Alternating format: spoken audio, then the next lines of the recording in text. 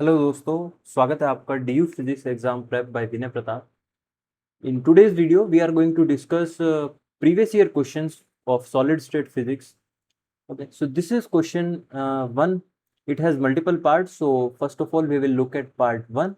So this question was asked in 2024. Okay, so let's see. Calculate the structure factor of AB and A3B alloy, where the atomic species A and B are attached to the lattice points of the cubic Bravais lattice. Okay, so we have to calculate the structure factor. Now the formula for structure factor is SQ. Sometimes we use this symbol SQ and काफी time हम क्या use करते हैं, F भी use करते हैं. हमने जो ट्यूटोरियल में क्वेश्चंस किए थे वहां पे हमने एफ यूज किया था. So you can interchangeably use both of these symbols, there is no problem. Okay, so formula क्या होता है वो देखते हैं. Summation I is equals to 1 to n.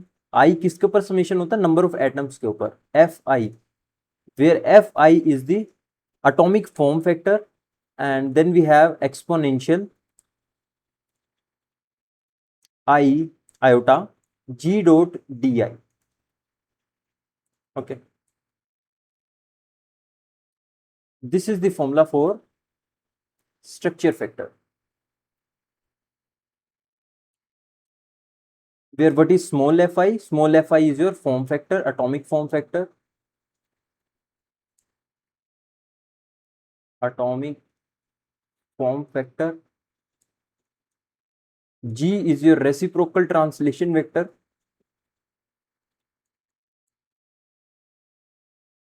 Reciprocal translation vector. And D is your position of ith atom.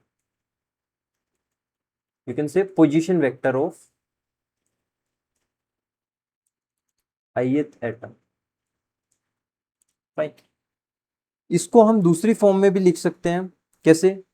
जो G dot D होता है हमारे पास, G डॉट डी, इसको अगर मैं पोजीशन कोऑर्डिनेट्स की फॉर्म में लिखूं, that is X Y and Z, तो ये किसके इक्वल होता है, 2 pi into H X plus K Y plus L Z. ठीक है, तो आपका स्ट्रक्चर फैक्टर एफ कितना होता है, summation I from 1 is to N F I, it becomes simply exponential 2 pi I. G dot di is simply 2 pi I hx plus ky plus lz. This is nothing but the simplified form of your formula of structure factor. Okay, so now we have two alloys, that is AB and A3B alloy. So first of all we are going to write for AB alloy. AB alloy, तो इसके लिए हमारे जो position vectors होंगे वो आप कैसे लिखोगे. So let's say in a cubic Bravais lattice, your A atom is present at the origin, so it has position coordinates 0 0 0, and B is present at the corner, so it will be at 1 1 1. Oh, half half half. Okay, so correspondingly your G, this is d1 vector and this is d2 vector, so your G dot d1 will be simply 0. Okay, or you can write 2 pi into h into 0 plus k into 0 plus l into 0, so ultimately it is equal to 0. In this case G dot d2 vector, d2 is the position vector of B atom and d1 is the position vector of A atom. So G dot d1 is equal to 2 pi into h into 1 by 2 plus k into 1 by 2 plus l into 1 by 2. So 2 will cancel, so it is simply equal to pi into h plus k plus l. So structure factor for your AB alloy F is equal to क्या था, summation over I. So for ith atom, let's say your form factor is f of A and exponential 0 okay, exponential two G dot D I था ना, तो exponential zero हो जाएगा, so exponential zero is simply one. तो F of A plus form factor for B atom into exponential कितना होगा, iota into G dot D two, so iota pi into H plus K plus L. So this is the form factor for AB alloy. ठीक है, now you can say here based on the values of H, K and L. So when H plus K plus L आपके पास even होगा, so उस case में value किसके equal हो जाएगी, plus के, so it will give me plus one, so structure factor will be F of A plus F of B. But when H plus K plus L is equal to odd, तो ये value किसके equal हो जाएगी, minus one के equal, so structure factor will be F of A minus F of B. Fine, now let's write for A A three B alloy और A B three, let's confirm A three B alloy, A three B alloy। So इसके अंदर क्या है, आपके पास तीन A atoms है and one B atom है, सो इनके पोजीशन वेक्टर कैसे होंगे, अगेन एक ए एटम को आप ओरिजिन पर लोगे 0 0 0, so total number of atoms कितने हैं, फोर एटम्स पर यूनिट सेल। सो इसके जो कोऑर्डिनेट्स होंगे वो एज किसके होंगे, जैसे आपके एफसीसी लैटिस के होते हैं। So three A atoms at position, three A atoms at position half half zero and then half zero half and then आपके पास जीरो हाफ हाफ। ठीक है, three A atoms and one B atom at the one B atom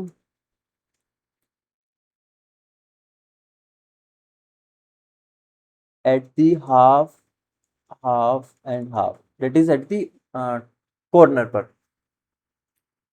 ठीक है, so let me add one page here. Okay, so इस case में आपके पास कितने वेक्टर्स आएंगे, five vectors, G dot D one vector, G dot D two vector, and then you will have g dot d3, g dot d4, g dot d5 vector. So एक के कोऑर्डिनेट तो 0 0 0 है, so it will be 2 pi into simply 0 0 0, then you have 2 pi into H by two plus K जीरो हो जाएगा plus L by two, so it will be simply equal to pi into H plus L. Similarly जो next होगा 2 pi into H by two plus K by two plus ये zero हो जाएगा, सो it will be simply pi into H plus के। ठीक है, and then आपके पास ये कितना हो जाएगा, पाई इंटू के प्लस एल, एंड जो हाफ हाफ हाफ पर है उसके लिए जी डॉट डी फाइव कितना हो जाएगा, H plus K plus L. तो अब हम क्या करते हैं, अपना स्ट्रक्चर फैक्टर लिखते हैं, एफ अगेन ए एटम के लिए जीरो हो जाएगा, सो एफ ए प्लस, अब जो बाकी एटम्स है ये भी क्या है, ए एटम्स है, तो इसके लिए स्ट्रक्चर फैक्टर सेम होगा इन सब के लिए, एफ ए। इसके लिए स्ट्रक्चर फैक्टर डिफरेंट होगा, F B, because it is a different species. Same species of atom होते हैं तो उनके लिए आप एफ ए लिखोगे, एटॉमिक फॉर्म फैक्टर, एंड अगर डिफरेंट एटम है तो atomic form factor will change. Okay, so आपके पास आएगा F A into exponential I pi into H plus L, F A into exponential I pi h plus k and fa exponential I pi into k plus l, and then आपके पास होगा f of b exponential I pi into h plus k plus l। ठीक है, तो इसको आप combine करके लिख सकते हो फॉर्म में, यहां से एफ ए कॉमन ले सकते हो आप, सो it will B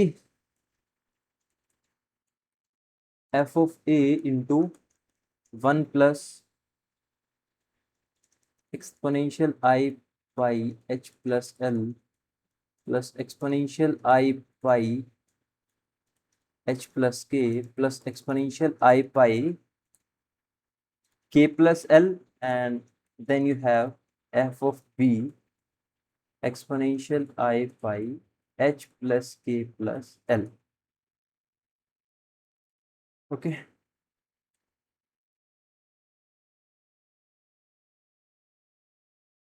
now again we are going to check for different values of h, k and l, so let's see। देखो, जब आपके पास सभी इवन होंगे, means h plus k plus l all are even, so in that case ये सारी terms क्या हो जाएंगी आपके पास 1 1 1, even plus even. Okay, so even अगर एक्सपोनेंशियल की पावर इवन है तो ये +1 होगा, अगर एक्सपोनेंशियल की पावर ओड है तो ये -1 होगा। So I am saying h, k and l all three are even, so this will become 1 plus 1 plus 1 plus 1, it becomes 4 times f of a plus f of b। so first thing, if h, k, l are even, so in that case your structure factor f will be 4 times f of a plus f of b। ठीक है, now let's say all are odd, h, k and l are odd,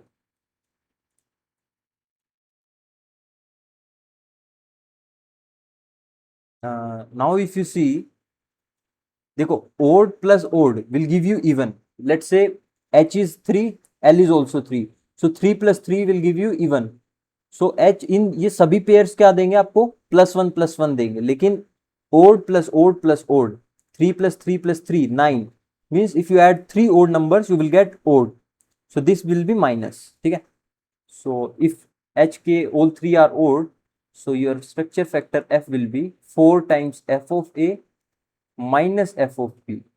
ये +4 क्यों होगा, क्योंकि अगर आप दो odd number को ऐड करोगे तो आपके पास इवन आएगा, एंड एक्सपोनेंशियल में अगर इवन मल्टीपल है पाई का, सो इट विल गिव यू +1। ठीक है, ओके, नाउ अगर इन दोनों में से कोई भी केस नहीं है, let's say if H, K and L are mixed,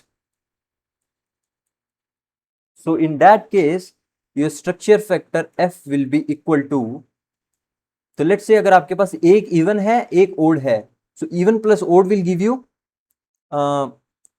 odd. ठीक है, even plus odd will give you odd, तो एक -1 आएगा, एक +1 आएगा, एक -1 आएगा, इट मीन्स ये तीनों टर्म कैंसिल होके सिंपली आपको क्या देंगी, +1 या -1 देंगी। ठीक है, so it will be simply equal to F of A, सिर्फ एफ ऑफ ए सर्वाइव करेगा, and minus F of B. This is the structure factor. ठीक है, सो ये आपके पास for different H, K and L values आपके पास होगा। Fine, now let's move on to next question. This question, it is again part of first question, and this is third part of question number 1, and it was also asked in 2024. So for a randomly picked conduction electron in a metal at time t is equals to 0, the probability density function of the conduction electron to have a collision with an ion at time t is given by, एक probability दे रखी है आपको pt which is 1 by tau exponential minus t upon tau। ये किस चीज की probability है, एक कंडक्शन इलेक्ट्रॉन की कोलिजन होना उसके आयन के साथ। ठीक है, मेटल के अंदर आपके पास बहुत सारे कंडक्शन इलेक्ट्रॉन्स होते हैं, वो कंडक्शन इलेक्ट्रॉन्स अपने आयन के साथ कब कोलाइड करेंगे, उसकी क्या प्रोबेबिलिटी होगी, that is given by this expression. ठीक है, evaluate the standard deviation of the time interval. आपको क्या कैलकुलेट करना है, standard deviation. So standard deviation आपके पास कितना होता है, इट इज, देखो आपके पास सिग्मा स्क्वायर क्या होता है, variance. Sigma square is known as variance, and if you take it square root यानी सिग्मा, सिग्मा क्या होता है आपके पास, standard deviation. So you have to calculate sigma. So for calculating sigma, first of all we will calculate variance, and variance आपके पास क्या होता है, expectation value of T square minus expectation value of T square, ये आपके पास variance होता है। So we will find variance and then we will take its square root to get the standard deviation. Fine. आपके पास एक standard given integration है, standard integration है 0 to infinity x into exponential minus x dx। ये किसके equal होता है, 1 के equal होता है। एक और इंटीग्रेशन आपके पास दे रखा है कि अगर एक्स स्क्वायर को exponential minus x into D x और लिमिट 0 to infinity कैलकुलेट करोगे तो 2 होगा वो। ठीक है, so estimate the collision time tau for an electron in copper. The resistivity of copper metal is this and the atomic density of copper is this. So this is numerical part of this question. First of all, let us calculate the standard deviation. Okay, so first of all let's calculate expectation value of t. तो कैसे calculate करते हैं इसको, 0 to infinity time interval t into probability of collision into a small time interval dt. This is how you calculate the expectation value. ठीक है, अब PT की वैल्यू रखते हैं 1/टाउ। सो टाउ कांस्टेंट है तो बाहर आ जाएगा, सो इंटीग्रेशन के अंदर बचेगा 0 to infinity T into exponential minus tau into D T. So अब हमें क्या करना है, इसको इंटीग्रेट करना है, एंड हमारे पास दो फंक्शन है। First function let's call this first function and let's call this second function. इसको कैसे अज्यूम करते हैं कि इन दोनों में से कौन सा first function and second function होगा, यूजिंग योर आइलेट रूल। ठीक है, फाइन। अब कैसे इंटीग्रेट करेंगे इसको, देखो ओके, सो 1/टाउ बाहर रहेगा, first function as it is integration of second function. तो first function as it is integration of second function, जब इसका इंटीग्रेशन करोगे तो आपके पास सेम आएगा exponential minus tau, and tau को जब डिफरेंशिएट करोगे with respect to D T, with respect to T, तो आपके पास कितना आएगा, -1/टाउ। कहां पर, डिनोमिनेटर में। ये कहां पर आएगा, डिनोमिनेटर में, तो आपके पास यहां पे आएगा -1/टाउ। तो मैं इसको सिंप्लीफाई करके लिख रहा हूं, minus into tau into T, exponential minus T into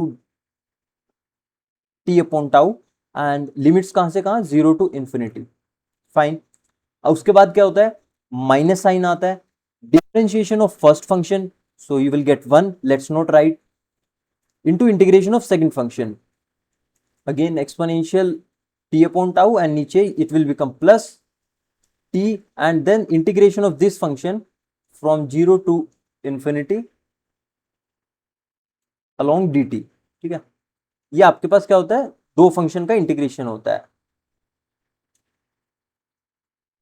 next page पर लिखते हैं।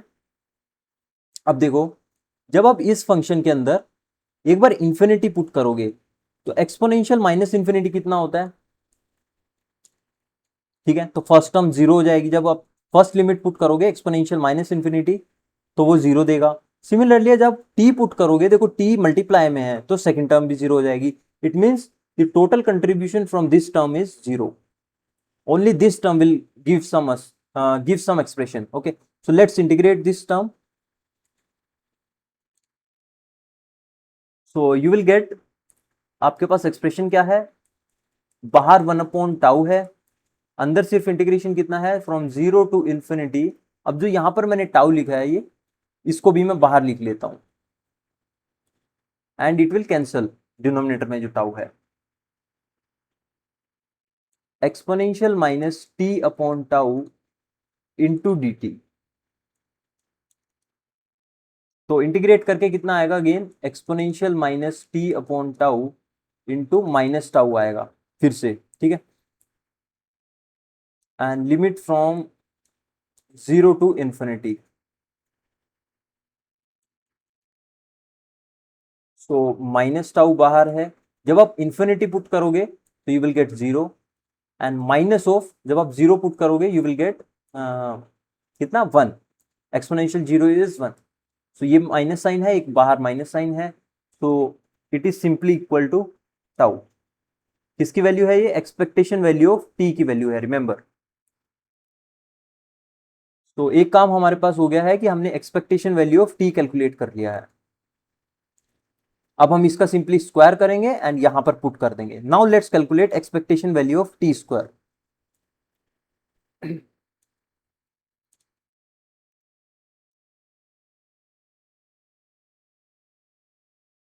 Now expectation value of T square कैसे कैलकुलेट करते हैं इसको, integration from 0 to infinity T square into probability into D T,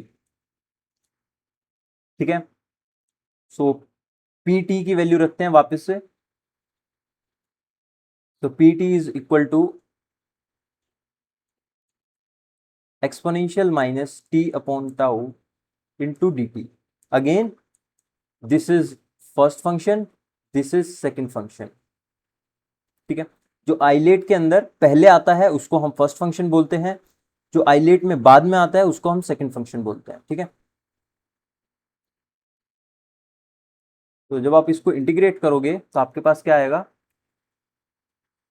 first function as it is T square integration of second function, so exponential minus T upon tau and denominator में -1 upon tau, ठीक है।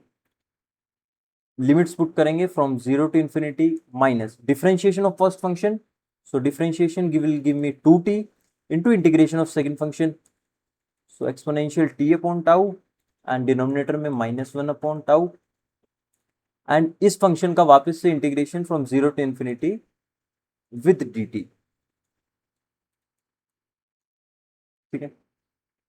Again अगर आप यहां पर check करोगे, जब आप इंफिनिटी पुट करोगे तो एक्सपोनेंशियल के कारण 0 हो जाएगा, when you will put 0, so T square यहां पर मल्टीप्लीकेशन में है, so again this term will give a contribution of 0. So you have only this term. So minus and minus sign in denominator, so it will become plus. So it will become plus of 2 tau. t को मैं अंदर लिख रहा हूं integration के 0 to infinity t into exponential minus T upon tau into D T, ठीक है।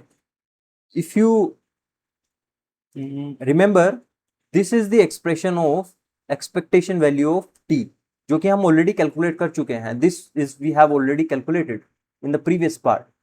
Expectation value of T is from 0 to infinity T into P T into D T. So similarly आपके पास T into this exponential minus T is simply P T, so t into pt into dt, this is expectation value of t and expectation value of t is tau, so this becomes your expectation value of t square is nothing but 2 tau square, fine. Now let's put these two values, expectation value of t and expectation value of t square, in the formula of variance. So just a minute.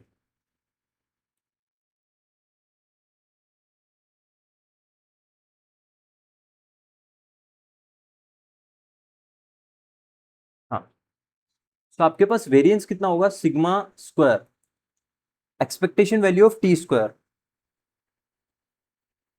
2 tau square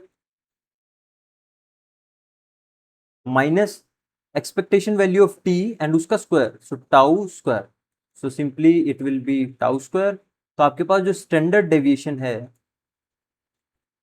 your standard deviation sigma will be square root of tau square It means sigma is equal to simply your collision time. Okay, so this will be your answer.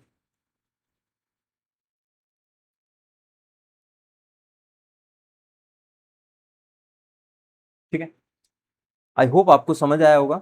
Just आपको इस फॉर्मूले में, इस question में क्या करना है, एक तो आपको वेरिएंस का फॉर्मूला पता होना चाहिए एंड आपको किसी भी वैल्यू का एक्सपेक्टेशन वैल्यू कैसे कैलकुलेट करते हैं वो पता होना चाहिए एंड आपको इंटीग्रेशन जस्ट करना आना चाहिए कि दो फंक्शंस का इंटीग्रेशन हम कैसे एक्सपेंड करते हैं एंड उसके बाद तो ये सिंपल है. ठीक है, now let's move on to next question. So this is again question number 1 part 4 and this question was asked in 2024. Solve the semi-classical equation of motion m alpha dv alpha by dt is equal to minus e alpha plus v cross b alpha, and alpha is x y z. It means alpha is along x y and z. आपके पास 3 different directions है जो कि alpha represent करता है. For e equal to 0 आपके पास जो magnetic field along z direction है that is equal to magnitude of v into unit vector along z direction. Find out the cyclotron frequency and effective mass. So how we are going to do this question? So for e is equals to 0, first of all, for e is equals to 0 and bz is equal to magnitude of b and unit vector along z direction. आपका v cross b calculate करते हैं सबसे पहले. सो v cross b will be equal to x cap, y cap, z cap. Let's say v is along x, y and z, both these 3 direction. So you have vx, vy and vz, and magnetic field is only along z direction. So you have 0, 0, b. So v cross b will be simply equal to vy into b. जब आप इसको expand करोगे you will get V Y B along X cap direction minus V X B along Y cap direction. So let's put, अब हम alpha की जगह पे X Y and Z put करते हैं. सो आपकी फर्स्ट इक्वेशन क्या होगी, that D we X D we X divide by D T. मैं अल्फा को सबसे पहले लेट्स से एक्स डायरेक्शन में हम कैलकुलेट कर रहे हैं. So D we x by D T will be equal to minus E, and जो एम अल्फा है, देखो mass is constant, mass direction पर डिपेंड नहीं करता है. सो मास आप M X M X M X M Y and M Z आप तीनों को सेम ही लिखने वाले हो because mass is a constant quantity. So M star, let's write M star effective mass. So M star E 0 है in all the direction Ex, Ey and E0. So first term is 0 and V cross B along x cap. So this is V cross B. So V cross B आपके पास कितना है, along x cap आपको लिखना है, means इसका only x component. सो Vy into B. सो Vy into B. देखो जब आप V क्रॉस B लिख रहे हो तो V क्रॉस B का आपको x कंपोनेंट लिखना है. So it is Vy B. So let's call this as equation number 1. अब similarly आप dvy by dt इसको कैसे लिखोगे, again it will be minus e upon m star. Again ey is also 0. Now v cross b का y component. So y component is minus vx into b. So it is minus vx b. So let's call this equation number 3. Similarly आप third equation कैसे लिखोगे, dvz divide by dt. So it will be equal to minus e upon m star. Ez is 0, v cross b का z component. So z component is 0, 0 z cap. So 0. So your dvz by dt is 0. So this is, let's say, equation number 3. Okay. Now this is rate of change of velocity. So can I say that this is ax acceleration along x direction, this is ay, acceleration along y direction, and this is acceleration along z direction. Fine. Okay, so अभी क्या करते हैं, इस equation को दोबारा से differentiate करते हैं. So let's again differentiate this equation with respect to D T. तो राइट हैंड साइड में आपके पास क्या चीज डिफरेंशिएट होगी, only d we Y by D t हो जाएगा. ठीक है, so d square of we x by D T square is equal to minus E b upon m star. आपके पास क्या हो जाएगा, d we x by D t. Fine. So from equation number 2, अगर यहां से आप क्या करोगे, D we Y by D T की वैल्यू आप ये पुट कर दोगे. ठीक है, सॉरी यहां पर आपके पास देखो इक्वेशन नंबर 1 में आपके पास y था, तो आप यहां पे y करो सबसे पहले तो, and D we Y by D T की वैल्यू आप इक्वेशन नंबर 2 से यहां से पुट करो. So from equation 2, D square of we X divide by D T square is equal to minus E B by M star into, इसकी value आप put करोगे तो you will get E by M star into V X B. Right. So you can write that d square of vx divided by dt square is equal to minus of e square b square. So you can write e b and m star b square है, so m star इसका square into vx. Okay. Now let's similarly write D square. आप क्या करोगे, इस quantity को, इस expression को differentiate करोगे. So you will get D square V Y by D T square, and again D we x by D T की value आप इक्वेशन नंबर 1 से रखोगे. ठीक है, so again you will get a similar kind of equation. So I am writing similarly you will get D square V Y by D T square. Same steps को repeat करना है, एक बार differentiate करोगे एंड राइट हैंड साइड में value put करोगे. So ये किसके इक्वल आएगा, minus of E B by M star square and we Y on right hand side, and आपका जो D square V Z by D T square it will be simply equal to 0. अगर आपका first differential 0 है तो इसको दोबारा से differentiate करोगे, you will again get 0. Fine. So these are simple harmonic equations, and इनके सॉल्यूशंस क्या होंगे हमारे पास. So let me write over here. So these are simple harmonic equation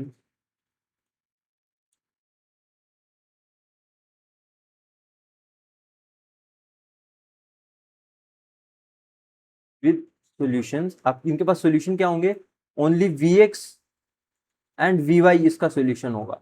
we z तो हमारे पास 0 है, so v x will be equal to, and these functions will be oscillatory functions, so cos of omega c into t plus phi, where omega c is the frequency of cyclotron and v0 is sin. एक function आपके पास sign होगा, दूसरा function क्या होगा आपके पास, cos.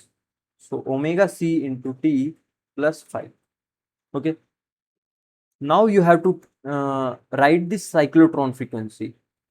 so cyclotron frequency which is omega c, and it is equal to EB by m star, where m star is the effective mass of electron. okay, you can write simply that m star is equal to EB by omega c, effective mass of electron.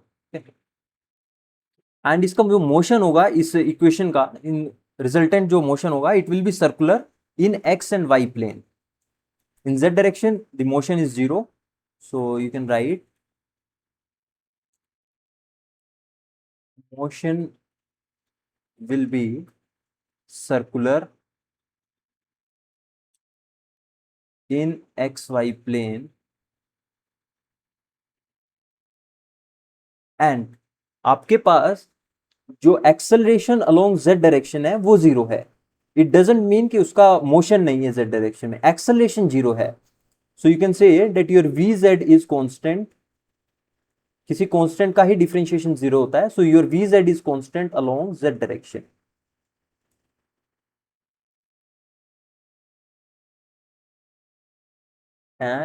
And again you can write vz is constant along z direction, and such a path is known as helical path. Helical path. And you can show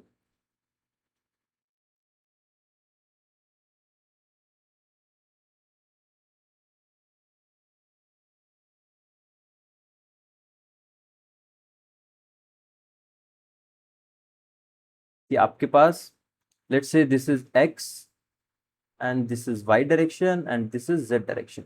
So ये जो x y plane है इसमें क्या होगा, circular होगा and constant along z direction, so it will be helical. So it will look something like this. Okay, fine. So ये आपको बताना था इस क्वेश्चन में, ठीक है. पाथ, उसका differentiation and cyclotron frequency and उसका effective mass. So I hope आपको ये क्वेश्चन समझ आया होगा. So thank you for watching this video. मिलेंगे आपसे नेक्स्ट वीडियो में. तब तक के लिए bye bye, take care, good.